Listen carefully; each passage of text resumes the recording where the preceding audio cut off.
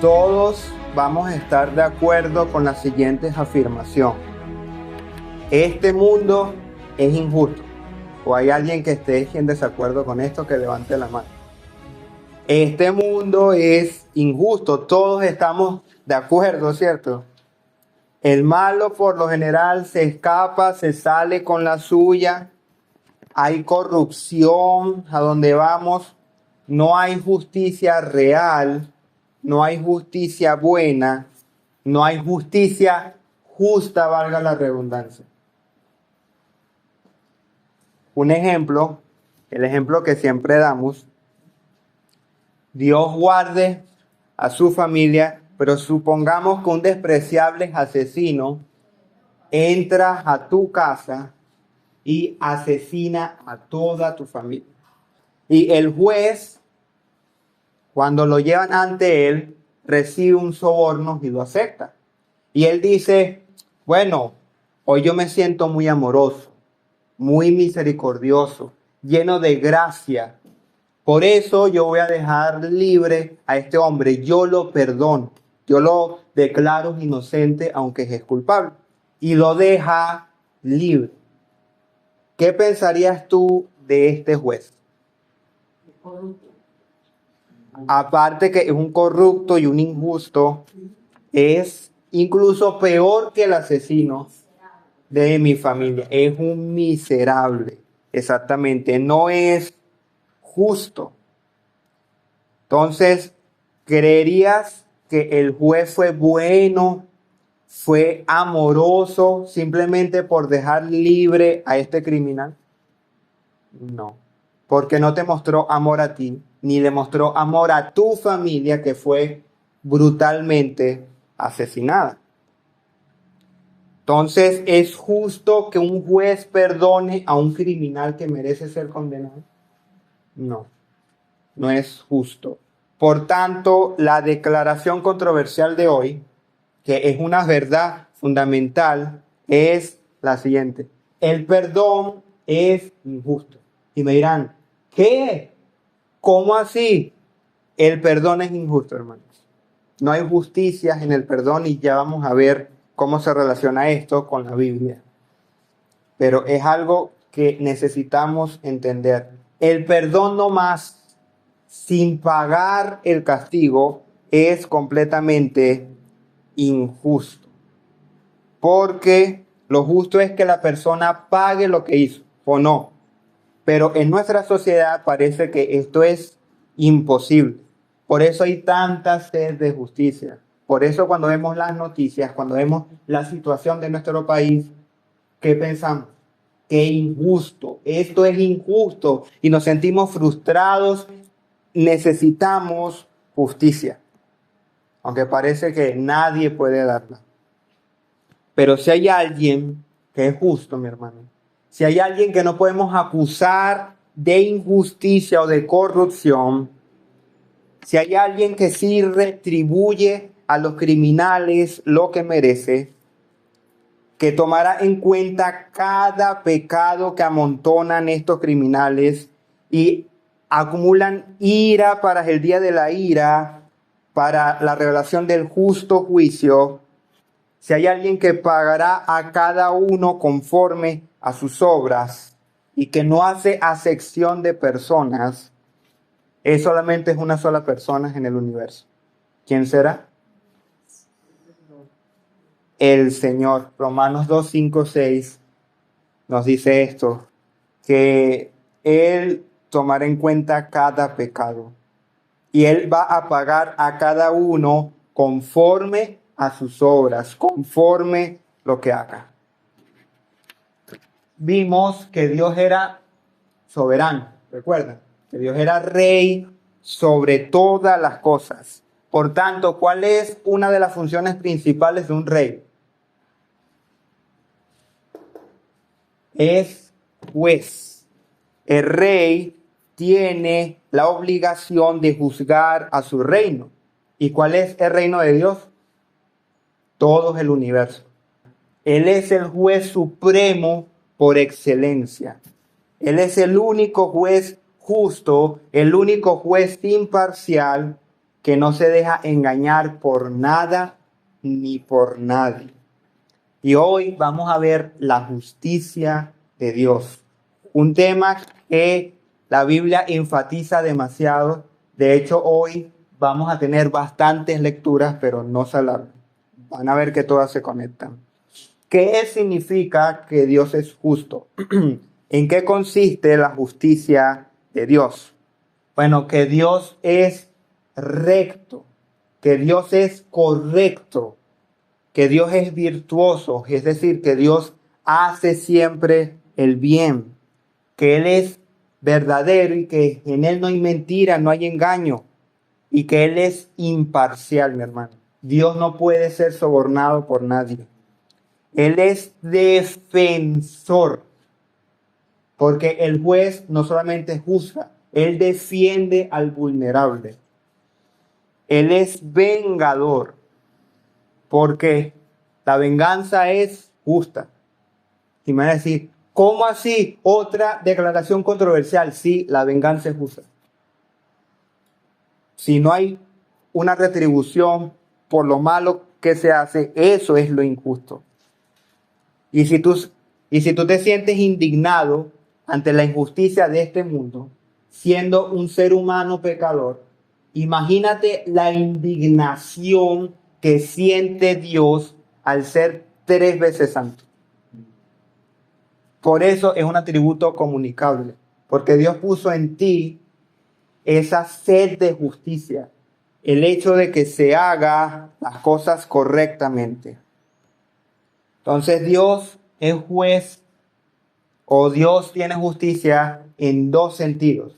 El primero, Él es juez, es decir, que Él retribuye a cada uno lo que merece. Al que hace el bien, Dios que hace, Dios lo recompensa. Y al que hace el mal, Dios que hace con él, Dios lo castiga. Porque eso es lo que hacen los jueces. Dios tiene la autoridad y el deber de castigar. Porque Él en su naturaleza, Él es justo y no tolera el pecado. Entonces Él regula, Él mantiene el orden, Él defiende a las personas vulnerables que no pueden defenderse y condena al malvado. Pero en segundo lugar, Él es legislador. ¿Qué significa legislador? Que Él regula las leyes. Él pone las leyes. A ver, Dios es santo, ¿recuerdan lo que vimos la semana pasada? Significa que Él es puro, Él es bueno, Él es la verdad. Y si Dios es la verdad, por lo tanto, ¿quién determina lo que es bueno y lo que es malo? Dios. Por tanto, ¿quién pone las leyes? Dios. Dios es la ley. Dios es quien pone la ley. El decálogo o los 10 mandamientos es la ley que el Señor le dejó a toda la raza humana. Por tanto, el ser humano debe seguir esta ley que el Creador, que tu Creador estableció. Son las normas que el Señor estableció. Entonces, ¿saben? Dios es juez. Él es el que juzga y castiga, defiende y es legislador. Es el que pone las leyes, el que ordena y establece cómo debemos vivir. ¿Cuál es el sustento bíblico para esto? Bueno, todas estas lecturas que están aquí. Vamos poco a poco. El Salmo 89, 14 nos dice esto. La justicia y el derecho, vean, la justicia y el derecho son el fundamento de tu trono. La misericordia y la verdad van delante de ti. El fundamento del trono de Dios, ¿cuál es? La justicia y el derecho. El trono de Dios está basado en la justicia. El Salmo 9:7 nos dice, pero el Señor permanece para siempre. Ha establecido su trono para juicio y juzgará al mundo con justicia. con equidad ejecutará juicio sobre los pueblos.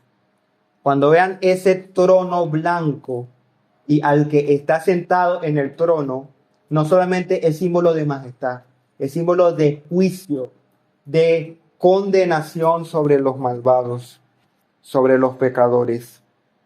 En Deuteronomio 10:17 dice, porque el Señor su Dios es Dios de dioses y Señor de señores, Dios grande, poderoso y temible, que no hace acepción de personas ni acepta soborno. Él hace justicia al huérfano y a la viuda y muestra su amor al extranjero, dándole pan y vestido. Él defiende a los que no tienen. Él defiende a los que son abusados por los que tienen poder. Él es el defensor de los que sufren injusticia. Por lo tanto, Dios no solamente juzga, Él tiene amor y misericordia con los oprimidos. Salmo 11:7 dice, pues el Señor es justo, Él ama la justicia, los rectos contemplarán su rostro. El Señor no solamente es justo, mi hermano, Él ama la justicia y aborrece el pecado. En Génesis 18:25, Abraham le dice a Dios, hablándole de Sodoma y Gomorra, lejos de ti hacer tal cosa, matar al justo con el impío, de modo que el justo y el impío sean tratados de la misma manera. Lejos de ti, el juez de toda la tierra, ¿no harás justicia? Se nota que Abraham todavía estaba conociendo a Dios, todavía no lo conocía. Es imposible que Dios castigue al impío junto al justo. Él es el verdadero justo. Y muchos dirán, bueno, esto es Antiguo Testamento, era cuando Dios estaba enojado, pero Dios cambió en el Nuevo Testamento, ya Dios no juzga. Eso no viola la inmutabilidad de Dios, que Dios no cambia. Vamos al Nuevo Testamento, pues. Hechos capítulo 17, versículo 31. Dice, porque Él ha establecido un día en el cual juzgará al mundo en justicia por medio de un hombre a quien Él ha designado. Hablando de nuestro Señor Jesucristo. Es el Nuevo Testamento y nos habla del juicio y la condenación de Dios. Y el libro que más habla de la justicia, ¿cuál es? Apocalipsis. ¿En dónde está? En el Nuevo Testamento. ¿Qué nos dice Apocalipsis 20:11? Dice, vi un gran trono blanco y aquel que estaba sentado en él, de cuya presencia huyeron la tierra y el cielo, y no se halló lugar para ellos. También vi a los muertos, grandes y pequeños, de pie delante del trono, y los libros fueron abiertos. Otro libro fue abierto, que es el libro de la vida, y los muertos fueron juzgados por lo que estaba escrito en los libros según sus obras. Eso es lo que pasará en el día final. Todos compadeceremos delante de ese trono blanco y seremos juzgados por cada obra, por cada palabra que hayamos dicho y hecho. Si esto no nos hace temblar. Ahora, la justicia de Dios tiene un problema. Y no tanto la justicia de Dios, sino nosotros. Tenemos un problema con la justicia de Dios. O mejor dicho, dos problemas.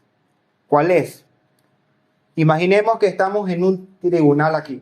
Juguemos un poco. El Señor nos ha dado una ley, que son los 10 mandamientos. ¿Qué sucede con esta ley? Bueno, en primer lugar, hay una culpa universal. Todos nosotros somos culpables delante de Dios. Y eso es un inmenso problema. Porque Dios dice, yo voy a recompensar al justo y voy a castigar al malvado. Pero todos somos malvados. Por lo tanto, todos vamos a ser castigados y condenados. ¿Quién va a salvarse? Romanos capítulo 3, versículos 19 y 20. Dice, pero sabemos que todo lo que dice la ley de Dios, lo dice a los que están bajo la ley, para que toda boca se cierre y todo el mundo quede bajo el juicio de Dios, ya que por las obras de la ley ningún ser humano va a ser justificado, porque por medio de la ley es el conocimiento del pecado. La ley me muestra mi pecado. Así que vamos a examinarnos a la luz de la ley dada por el gobernante supremo, por Dios. ¿Cuál es esta ley? Éxodo 20.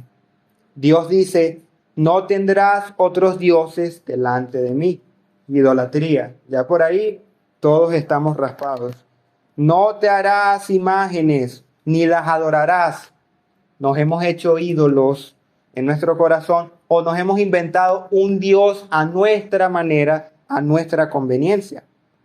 No tomarás el nombre de Dios en vano. Oh, por Dios. Oh, Dios mío. Ay, Jesús. Eso es usar el nombre del Señor en vano. Todo lo hemos hecho. Acuérdate del día de reposo para santificarlo. El día del Señor. Muchas veces no lo guardamos. No nos congregamos o no dedicamos ese día enteramente al Señor. Lo violamos también. Honras a tu padre y a tu madre. No tengo que decirlo. No matarás. Jesús dijo que si tú odias a tu hermano, ya eres un asesino.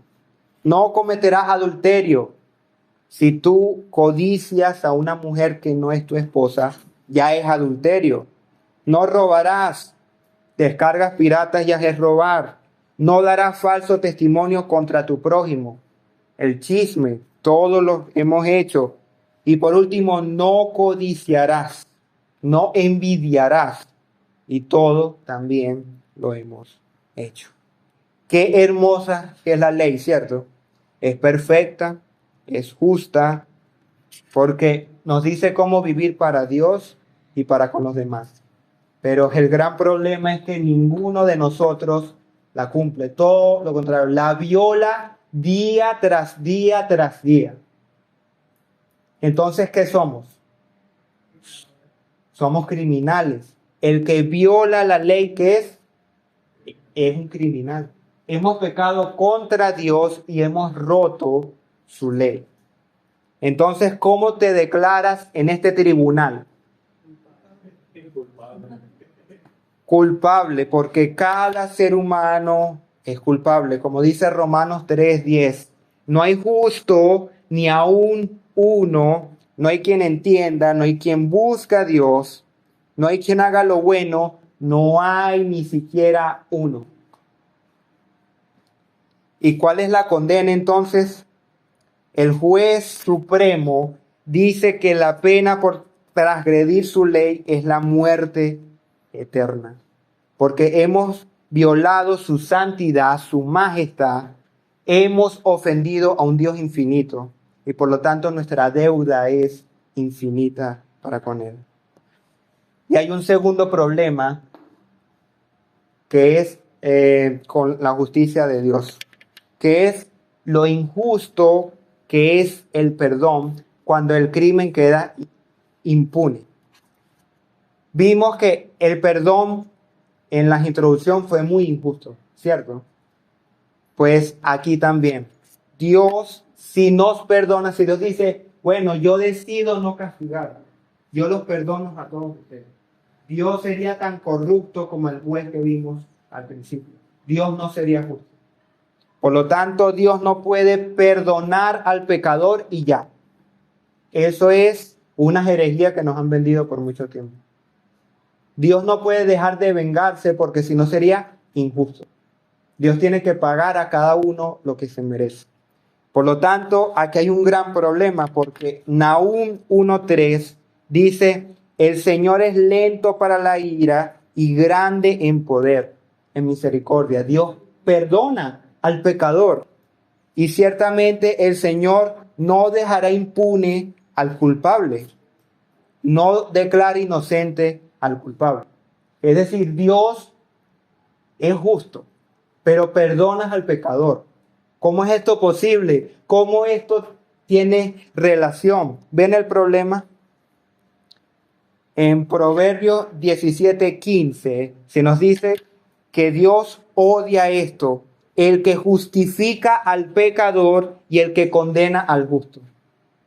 Entonces, el dilema de todo el Antiguo Testamento: ¿cómo puede Dios perdonar al pecador y seguir siendo justo? Porque para entrar al cielo tienes que ser tan justo como Dios mismo. Bueno, la respuesta, como siempre, está en la cruz, en el Evangelio. ¿Cómo impacta esto en mi vida, hermanos? Número 1, nos da seguridad y gratitud por nuestra justificación. Esta fianza que teníamos fue cancelada, mis hermanos. Fue cancelada por Cristo. Dice Primera de Pedro 3:18, porque también Cristo murió por los pecados una sola vez, el justo por los injustos.